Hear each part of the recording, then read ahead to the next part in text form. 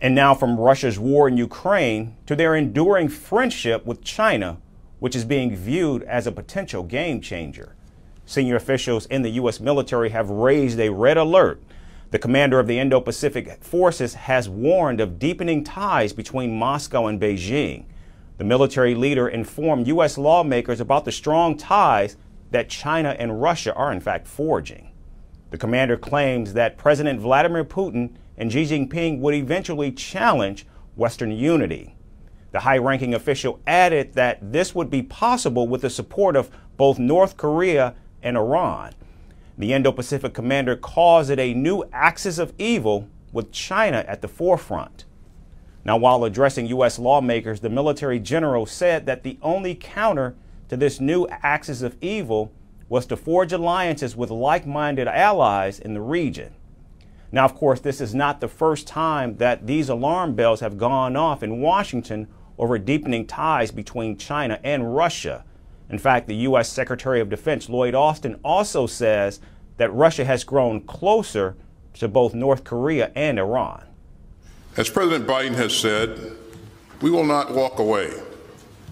Now, Putin hoped to isolate Ukraine.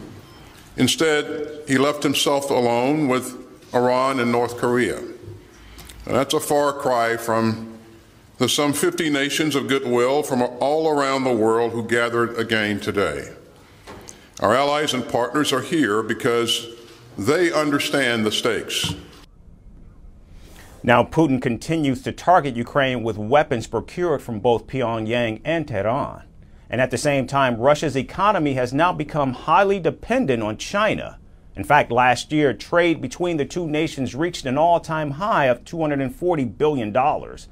Previously, the Pentagon has made a clear distinction between Russia and China, characterizing Beijing as a challenge and Moscow as a threat. However, U.S. officials believe that Putin's war in Ukraine could embolden Chinese leadership with regards to Taiwan and the South China Sea. American intelligence agencies warn that a security coalition involving Russia, China, North Korea, and Iran would be detrimental to regional peace and stability. One reason for this, Russia, China, and North Korea possess nuclear weapons, and Iran has enough uranium stockpiles to create weapons of mass destruction. American military leaders are urging lawmakers to counter the new axis of evil. This would include forging deeper ties with like-minded allies, including South Korea, Japan, the United Kingdom, and the Philippines.